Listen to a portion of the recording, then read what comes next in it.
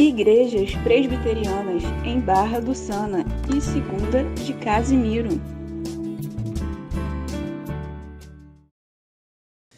Atos capítulo 21, versos de 15 até o 40. Queridos, por que nós hoje iremos até o final desse capítulo? Porque fica um pouco difícil dividir esta parte final quando Paulo, enfim, chega a Jerusalém, exatamente como ele havia previsto. Acontece aqui, exatamente como o Espírito Santo, melhor dizendo, havia dito para ele que ele enfrentaria cadeias quando ele chegasse em Jerusalém. E é o que nós veremos aqui nesta noite. E aí há uma série de acontecimentos que fica complicado a gente parar no meio, antes do verso 40, para continuarmos na quarta-feira. Então nós vamos ver aqui esta prisão de Paulo, veremos aqui que as autoridades romanas o prendem e que na verdade essa prisão é uma bênção para ele. Por quê? Nós vamos ler aí. Porque se ele não fosse levado preso pelos romanos, ele seria morto. Porque ele estava sendo espancado até então que os romanos vêm, as autoridades romanas, e o levam preso. E aí, para nós iniciarmos aqui a leitura, talvez você pergunte assim: pastor, para que tudo isso? Por que tanta violência? Em nome de Deus. Violência por parte dos religiosos. Dentro de uma série de equívocos que acontece aqui, pastor, que necessidade tem disto? É o que a gente vai tentar responder ao longo desta nossa reflexão. Vamos lá, todos estão aí com as suas Bíblias abertas. A partir do verso 15, então, diz assim a palavra de Deus: passados aqueles dias, tendo feito os preparativos, subimos para Jerusalém. E alguns dos discípulos também vieram de Cesareia conosco, trazendo consigo Mnasson, natural de Chipre, velho discípulo com quem nos deveríamos hospedar. Tendo nós chegado a Jerusalém, os irmãos nos receberam com alegria. No dia seguinte, Paulo foi conosco encontrar-se com Tiago, e todos os presbíteros se reuniram. E tendo-os saudado, contou minuciosamente o que Deus fizera entre os gentios por seu ministério. Ouvindo, deram eles glória a Deus e lhe disseram: bem vês, irmão Paulo, quantas dezenas de milhares há entre os judeus que creram, e todos são zelosos da lei. E foram informados, preste atenção, e foram informados, Paulo, a teu respeito, que ensinas todos os judeus entre os gentios a apostatarem de Moisés, dizendo-lhes que não devem circuncidar os filhos, nem andar segundo os costumes da lei. Que se há de fazer, Paulo? Certamente saberão da tua chegada. Faze, portanto, o que te vamos dizer. Estão entre nós 4 homens que voluntariamente aceitaram fazer voto. Toma-os, purifica-te com eles e faze a despesa necessária para que raspem a cabeça. E saberão todos que não é verdade o que se diz a teu respeito, e que, pelo contrário, andas também tu mesmo guardando a lei. Quanto aos gentios que creram, já lhes transmitimos decisões para que se abstenham de coisas sacrificadas a ídolos, do sangue e da carne de animais sufocados e das relações sexuais ilícitas. Então, verso 26, Paulo, tomando aqueles homens, no dia seguinte, tendo se purificado com eles, entrou no templo, acertando o cumprimento dos dias da purificação, até que se fizesse a oferta em favor de cada um deles. Quando já estavam por findar os 7 dias, os judeus vindo da Ásia, tendo visto Paulo no templo, alvoroçaram todo o povo e o agarraram, gritando: israelitas, socorro! Este é o homem que por toda parte ensina todos a serem contra o povo, contra a lei e contra este lugar, o templo. Ainda mais, introduziu até gregos no templo e profanou este recinto sagrado. pois antes tinham visto Trófimo, o efésio, em sua companhia na cidade e julgavam que Paulo o introduzira no templo. Agitou-se toda a cidade, havendo concorrência do povo, e agarrando a Paulo, arrastaram-no para fora do templo, e imediatamente foram fechadas as portas. Procurando eles matá-lo, chegou ao conhecimento do comandante de toda Jerusalém, chegou ao conhecimento do comandante da força que toda Jerusalém estava amotinada. Então este, levando logo soldados e centuriões, correu para o meio do povo. Ao verem chegar o comandante e os soldados, cessaram de espancar Paulo. Aproximando-se o comandante, apoderou-se de Paulo e ordenou que fosse acorrentado com 2 cadeias, perguntando quem era e o que havia feito. Preste atenção nesse verso 33, com 2 cadeias, o que nos faz lembrar exatamente da profecia, das palavras do profeta Ágabo, que disse que ele seria amarrado nas mãos e nos pés. Vamos lá, verso 34. Na multidão, uns gritavam de um modo, outros de outro, não podendo ele, porém, saber a verdade por causa do tumulto. E aí ordenou que Paulo fosse recolhido à fortaleza. Ao chegar às escadas, porque esta fortaleza, essa prisão, ficava logo acima do templo.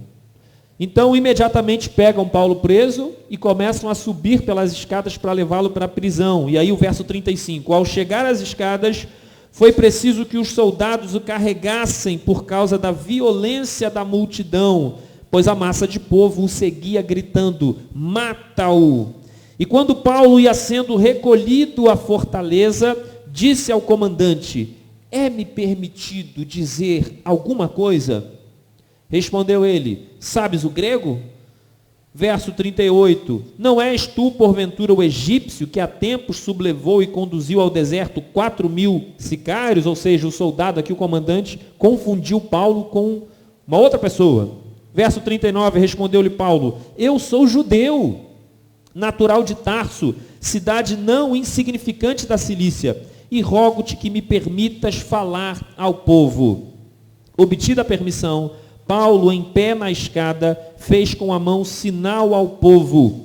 Fez-se grande silêncio, e ele falou em língua hebraica, dizendo, e aí a gente tem que parar. A gente para no exato momento em que Paulo vai discursar para aquela multidão, abrindo então o capítulo 22, que nós veremos na quarta-feira na nossa live, se assim o Senhor nos permitir. Vamos lá então, queridos.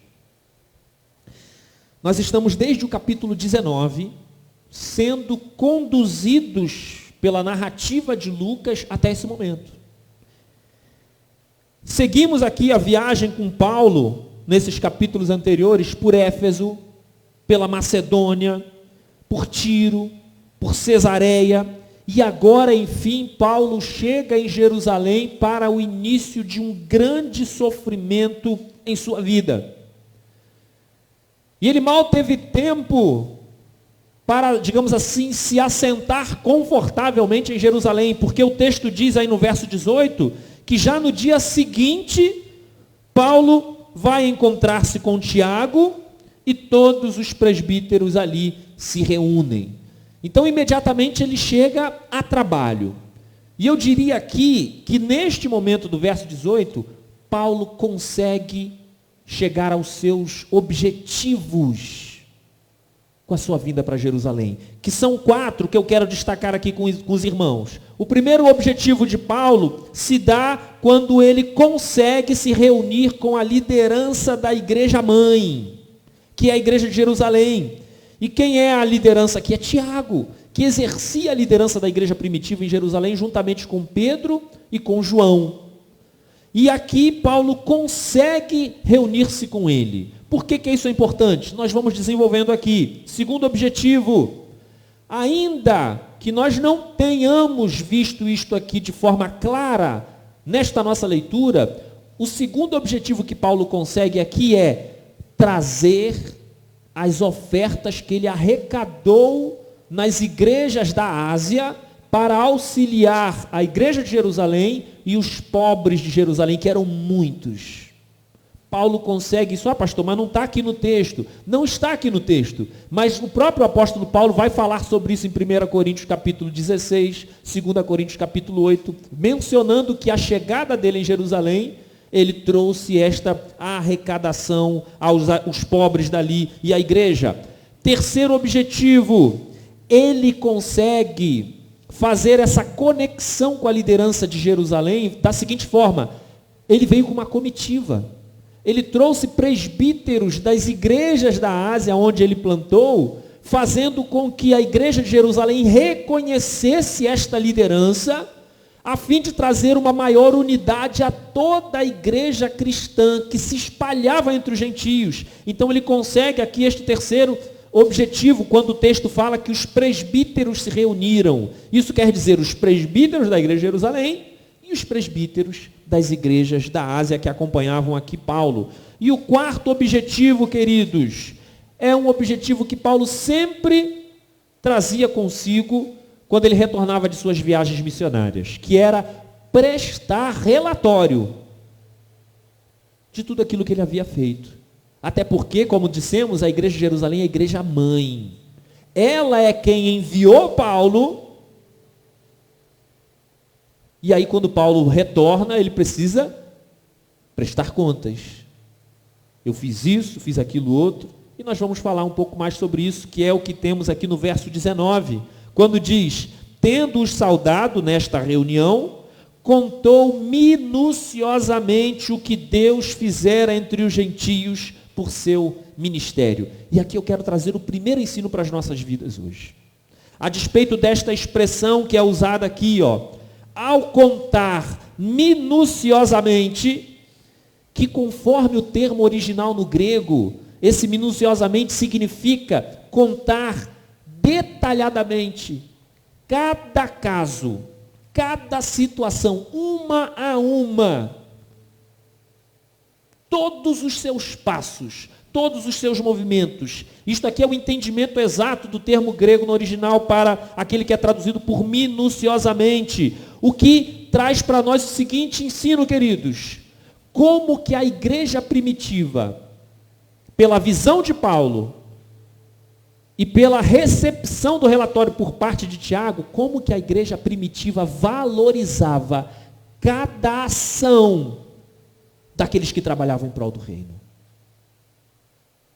Cada ato tinha um valor enorme.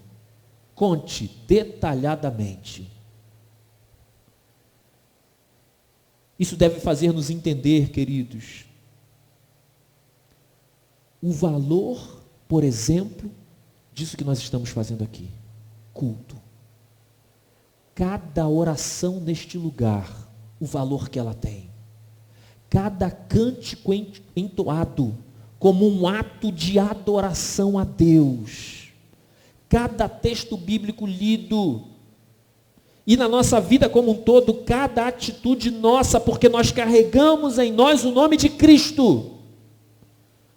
Como que precisamos valorizar estas coisas? Mas, queridos, não é verdade que normalmente, infelizmente nas nossas igrejas, as coisas não são assim? Normalmente, nas nossas igrejas as coisas são feitas, sabe? De qualquer jeito. De qualquer maneira. São feitas com pressa. E rapidinho, gente, que eu tenho compromisso. Como que nós fazemos as coisas de Deus, desde dos trabalhos na igreja local, como a nossa vida de devoção pessoal, como que nós fazemos com pouca qualidade?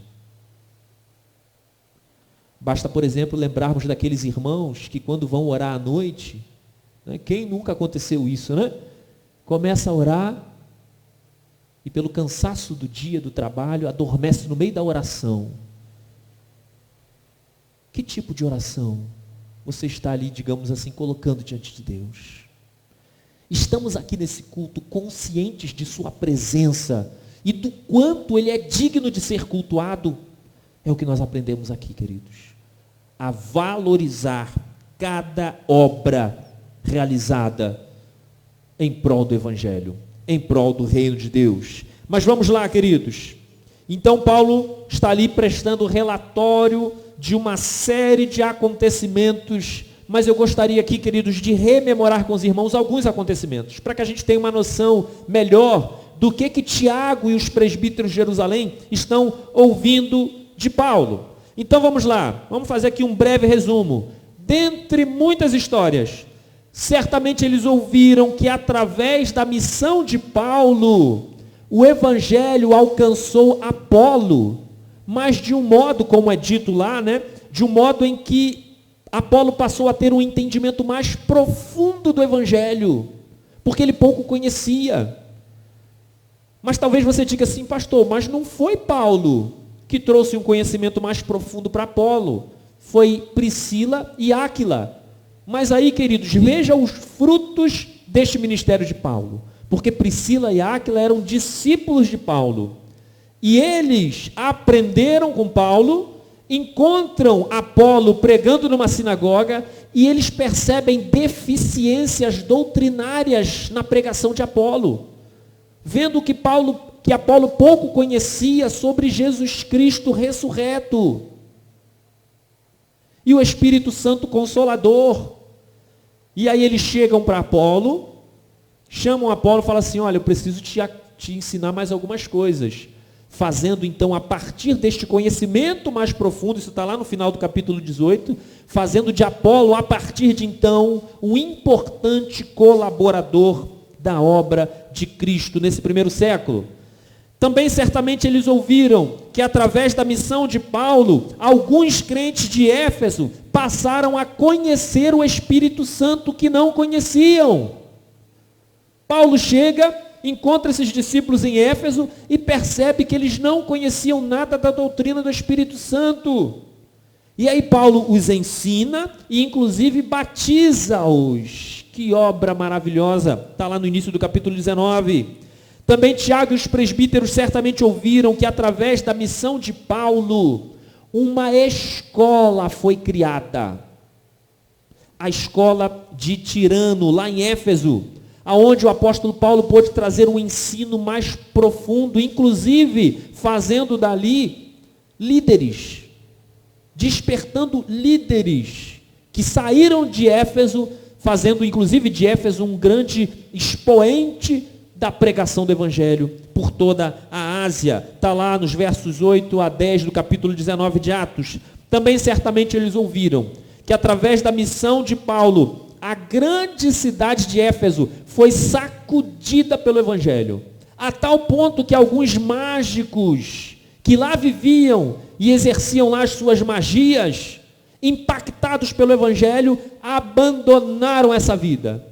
O texto diz que eles pegaram os seus livros e queimaram na fogueira, entregando-se por completo ao Evangelho, semelhantemente ao que aconteceu diante de uma expressão que é usada aqui em Atos, em que quase toda a Ásia abandonou a idolatria, a devoção à deusa Diana, em favor do Evangelho de Jesus Cristo.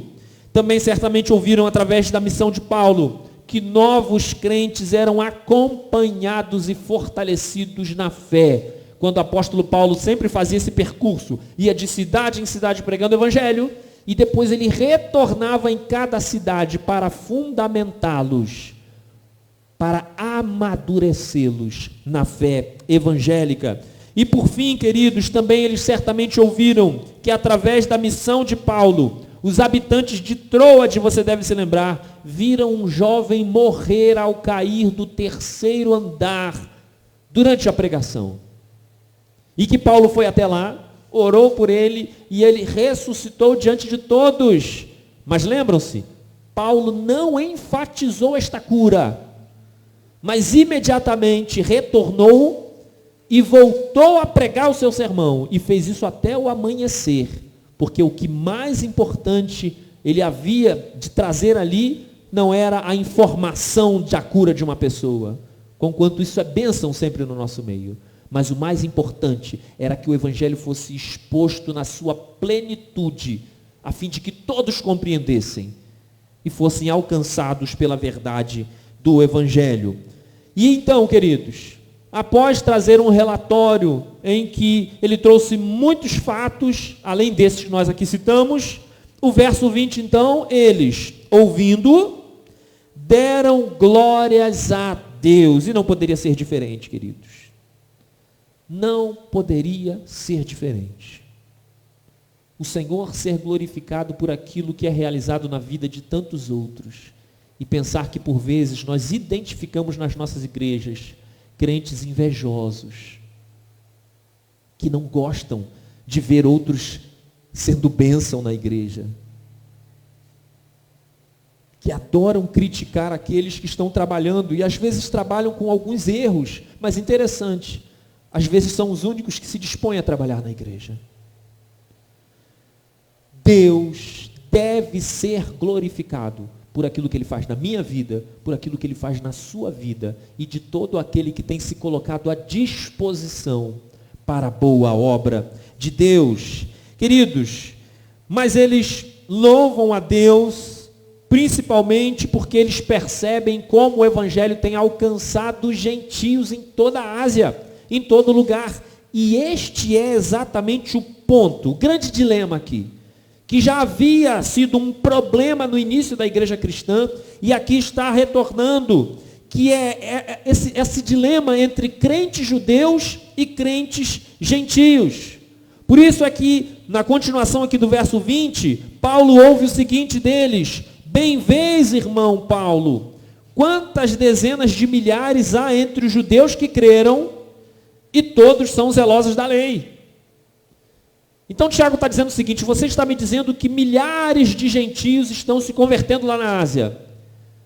E eu vou dizer uma coisa para você, Paulo. Aqui em Jerusalém, milhares de judeus também estão se convertendo. Que bênção, não é? Não é uma bênção para um evangelista, né? Que bênção. Gentios aos milhares se convertendo na Ásia e judeus aos milhares se convertendo em Jerusalém. Porém, queridos, é aqui que nós temos algo terrivelmente a ser considerado. Porque aquilo que deveria ser uma bênção tem algumas coisas erradas. No verso 21, Tiago e os presbíteros de Jerusalém dizem o seguinte para Paulo: esses milhares de crentes judeus se converteram ao Evangelho, eles foram informados que você, Paulo, ensina os judeus entre os gentios a apostatarem de Moisés, dizendo que eles não devem circuncidar os filhos e nem andar segundo os costumes da lei.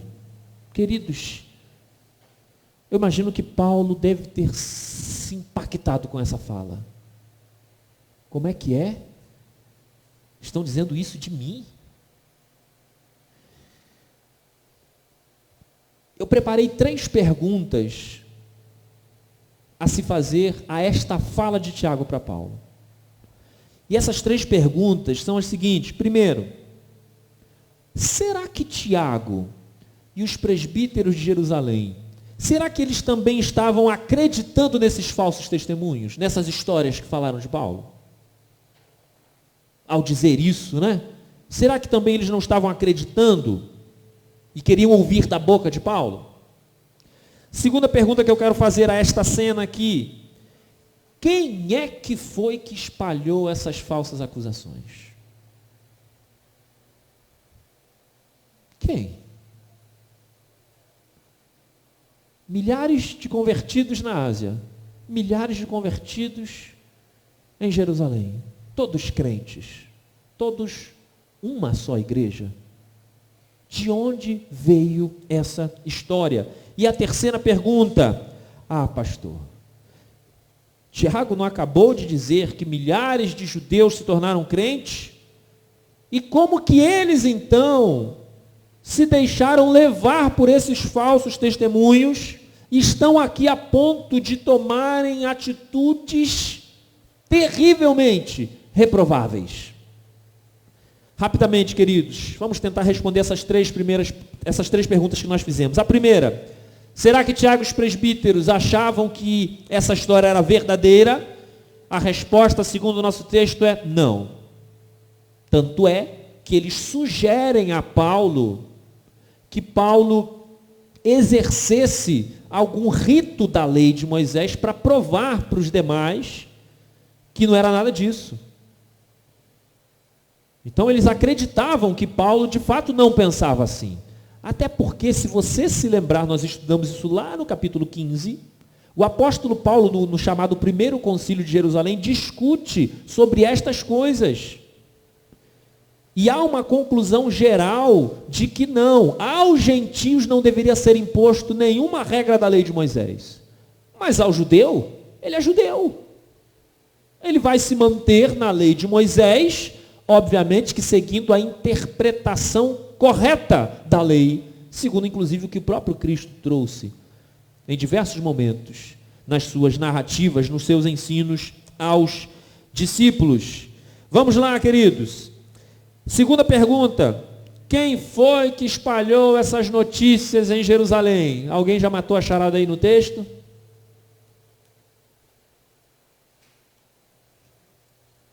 texto é grande, né? Fica difícil a gente rapidamente aqui pegar. A resposta está no verso 27. Veja o que diz aí o verso 27. Quando estava para findar os 7 dias do ritual, segundo a lei de Moisés, aqui era o voto de Nazireu, e ainda um voto de purificação, porque a lei de Moisés dizia o seguinte, uma lei levítica, de que Paulo estava vindo de cidades gentias, chegando na cidade santa. Então, se ele estava vindo de cidades gentias, ele precisava se purificar para entrar no templo. Então vamos lá, o que está aí no verso 27? Quando estava para findar os 7 dias, os judeus vindos da onde?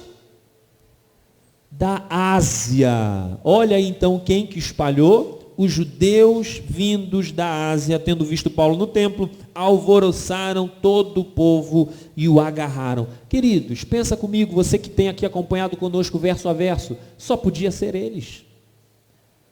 Só podia ser eles, por quê, queridos? Porque eles reconheceram a Paulo, que há 3 anos estava na Ásia pregando o Evangelho. E o que nós vimos acerca desse testemunho? De que quase a Ásia toda se entregou ao Evangelho pela pregação de Paulo.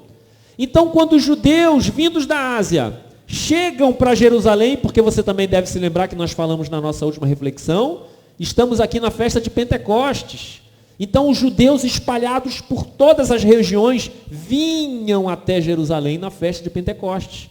E quando os judeus da Ásia chegam e veem Paulo, você ali. Quem não conhece ele lá na Ásia? Quem não conhece esse Paulo? E aí aqui, queridos, mais uma vez nós vemos um tipo de ciúmes.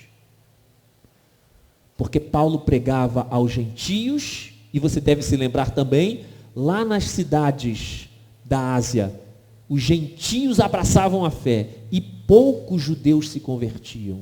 Então o que acontecia na sinagoga, por exemplo?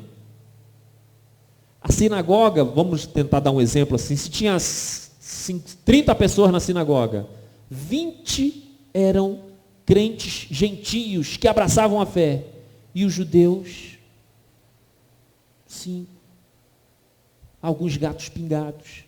Então as sinagogas das cidades espalhadas pela Ásia, elas foram sendo dominadas pelos gentios, graças a Deus, porque eles abraçavam a fé. E isso gerava ciúmes nos crentes judeus. Acredite, queridos, é isso que nós estamos vendo aqui. É isso que nós estamos vendo aqui. Ah, pastor, mas vamos ser sinceros, queridos. Quantas vezes nós vemos isso no nosso meio? Irmãos saindo da igreja por causa de picuinhas, probleminhas, disse-me-disse. Estou exagerando, queridos. Tentando responder aqui a terceira pergunta. Como que esses crentes se deixaram levar por falsos testemunhos? E é aqui que está o gravíssimo problema. E que nós queremos trazer como ensino para as nossas vidas hoje. Estamos falando, sabe do que aqui, queridos? De falsas conversões. De conversões que são baseadas em emoções. Ou de conversões que não levam as pessoas a se desprenderem daquilo que elas eram. Não é assim que nós vemos nos dias de hoje. Pessoas que se convertem, são convertidas, vêm para a igreja e chegam na igreja e continuam com a mesma prática pecaminosa dos tempos atrás, esquecendo-se que o velho homem precisa morrer e em Cristo Jesus devemos viver em novidade de vida. Então o que nós temos aqui, queridos, nada mais é do que conversões falsas. Milhares de crentes judeus se converteram, Paulo, Tiago falou para ele. Não foram milhares. Porque como explicar uma multidão que se revolta contra Paulo? Aonde está o caráter de Cristo numa ação dessas pessoas em agarrá-lo? E como diz aqui o texto, querendo matar Paulo. Aonde está Cristo nisso? Aonde está o evangelho reproduzido de Cristo na vida dessas pessoas? É o que por vezes nós vemos nas nossas igrejas, de testemunhos,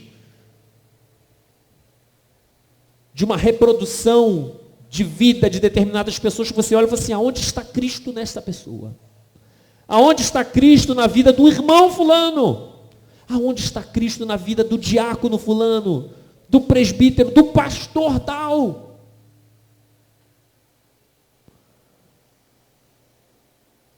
Me permitam, queridos, sempre colocar em dúvida, principalmente no nosso tempo, aquilo que por vezes vemos como as conversões em massa. Eu sempre tenho um pé atrás com essas coisas. Pastor, você viu a igreja tal? Olha, chegou um pastor novo lá, a igreja só tinha 30 pessoas, agora tem 1000. Esse pastor é bom. Queridos, me perdoem, há casos e casos, mas eu sempre tenho um pé atrás com essas conversões em massas. Sabe por quê, queridos?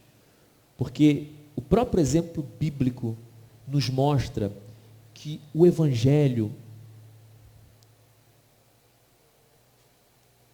comparando com as coisas desta vida, ele não tem beleza nenhuma comparando com as coisas desta vida.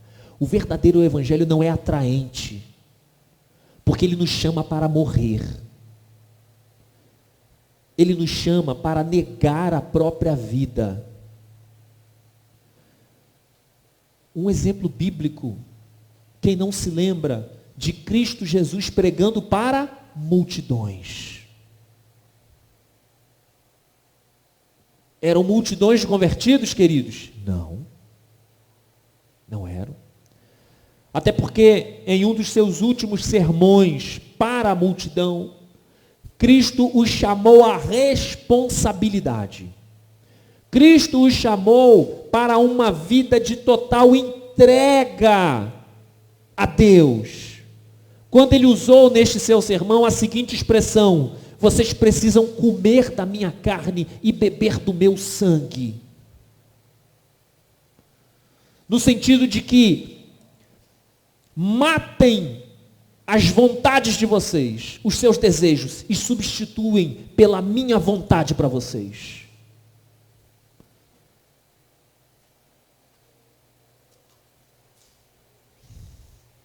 As Escrituras dizem que ao findar este sermão, a multidão que estava ouvindo uma a uma foi se retirando.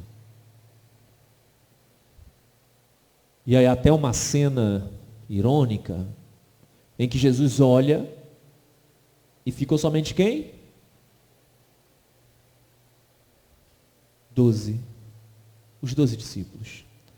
E aí as narrativas dizem que Jesus olha para eles, para os 12, e diz o seguinte: cadê a multidão?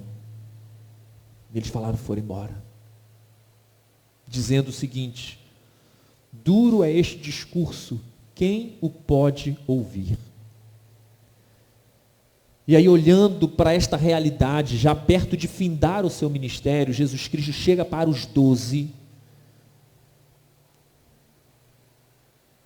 e eleva esta ideia de um comprometimento definitivo com o reino de Deus. Quando Jesus chega para os 12 e fala o seguinte: vocês querem também ir? É como se ele dissesse: a hora é agora. A hora é agora.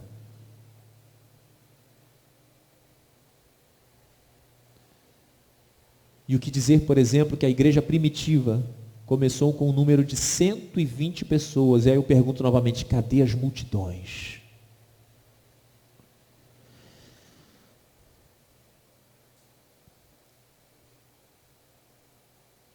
São crentes que não são crentes, vistos aqui no templo de Jerusalém e visto também, infelizmente, em nossos dias, espalhados por nossas igrejas. Porque veja aqui, queridos, o que eles foram capazes, esses crentes.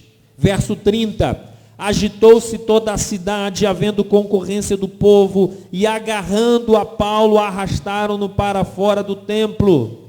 E agora vejam aqui, queridos, como que a religiosidade destes em nada condiz com o caráter de Cristo, como nós já dissemos. Verso 31, procurando eles matá-lo.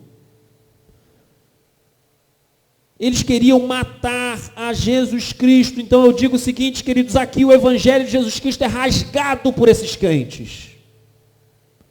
O Evangelho de Jesus Cristo aqui é rasgado em favor da ignorância doutrinária, em favor da ignorância do conhecimento da verdadeira lei de Deus.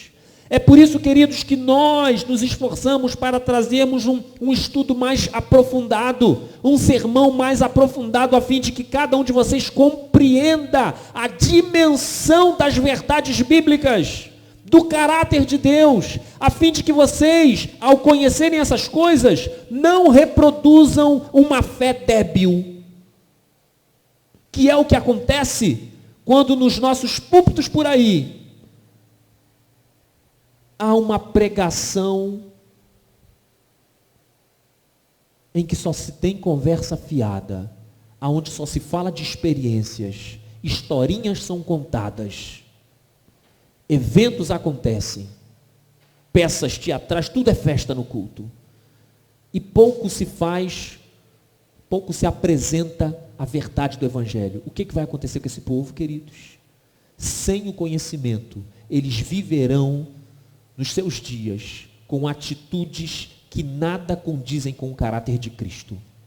A hora é esta de nos aplicarmos a verdade do Evangelho. Pastor, às vezes é pesado, eu sei, queridos. Eu sei que é pesado.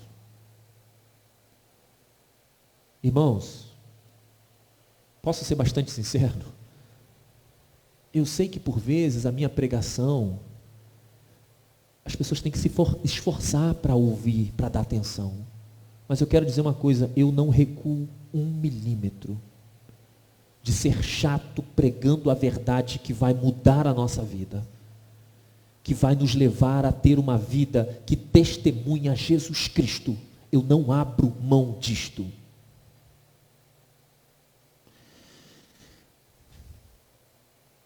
E aí, queridos, o apóstolo Paulo é destroçado. Acabam com a raça dele. Os crentes. Os crentes. E por que esses crentes fizeram isso, queridos? Porque eles interpretavam mal a lei.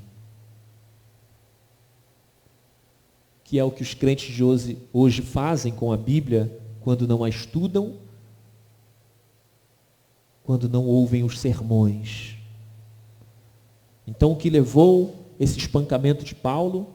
Crentes que não conheciam a lei de Moisés, a lei de Deus. A interpretavam mal.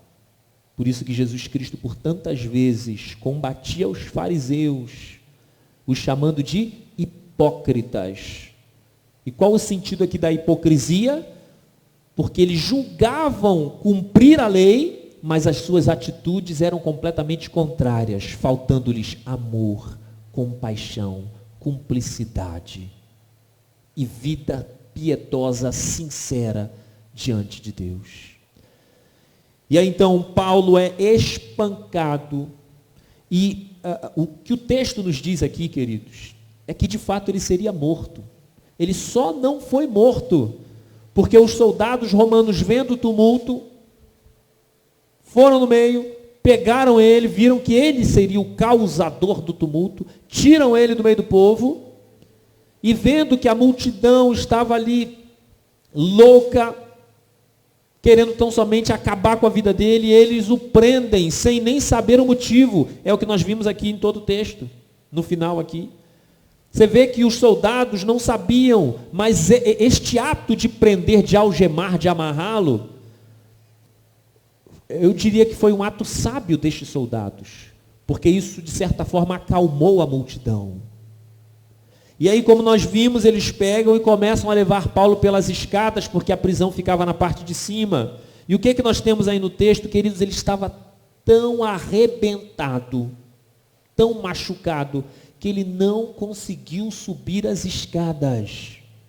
Ele teve que ser carregado pelos soldados, porque ele não conseguia ficar de pé, fazendo-nos lembrar do próprio Cristo Jesus, que ao caminhar para a cruz do Calvário, carregando uma pesada cruz, depois de ter sido espancado e torturado, perdeu as forças no meio do caminho, tendo que alguém carregar a cruz para ele.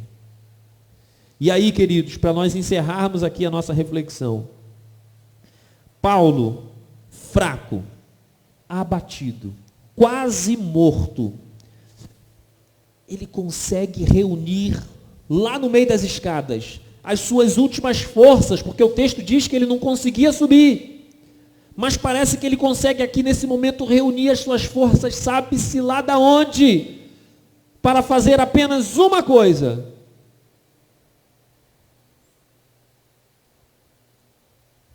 ele chega para os soldados e fala assim: eu te rogo, pelo amor de Deus, deixa eu falar com a multidão. E o que Paulo queria falar com a multidão? Será que ele queria dizer o seguinte: vocês não sabem o que vai acontecer, eu vou orar e vai cair um raio na cabeça de todos vocês? Queridos, o que nós temos aqui no final, e que na verdade nós vamos trabalhar na reflexão de quarta-feira na nossa live, que é o discurso em que ele vai começar a falar ao povo, a única coisa que Paulo queria nesse momento, quase morto, era defender o Evangelho de Jesus Cristo das falsas interpretações, fazer com que aquela multidão compreendesse o grande equívoco de suas atitudes, não apenas as suas atitudes em relação a Paulo, mas as suas ideias errôneas acerca da má interpretação da lei. Então Paulo reúne as suas últimas forças para procurar ensinar aqueles crentes o verdadeiro Evangelho de Jesus Cristo, e não uma falsa religião, e não uma débil fé. E pensar, queridos, que as nossas vidas nos dias de hoje, que nós fazemos tão pouco, gastamos Paulo reuniu as suas últimas energias para ensinar o povo, para mudar a cabeça daqueles homens, e nós gastamos tanto a nossa energia toda nesta vida, com trabalho, com as coisas da casa, com as coisas da vida, e por vezes deixamos as últimas coisas, os últimos segundos, os últimos minutos antes de dormir para Deus. Que possamos aprender a reunir todas as nossas forças, como Paulo fez, em favor da causa de Cristo, em favor do Evangelho. Por quê, queridos? Porque Paulo tinha um entendimento que o Evangelho de Jesus Cristo era o único que poderia salvar essa multidão de falsos crentes. Por isso que ele apanhou tanto na Ásia, apanhou aqui mais uma vez, mas não recuou e gastou as suas energias em favor da causa de Cristo. Que assim seja na nossa vida, para a honra e glória daquele que salvou as nossas vidas e pode salvar a vida de tantos outros. Que possamos servir como instrumentos de Deus nesta grandiosa obra que não termina aqui na igreja primitiva. Pelo contrário, queridos, preserva-se por meio da história da igreja de gente que tem ao longo desses séculos, milênios, tem procurado viver o evangelho conforme a palavra de Deus nos ensina. Que assim seja na nossa vida, que assim seja na nossa igreja. Igrejas Presbiterianas em Barra do Sana e Segunda de Casimiro.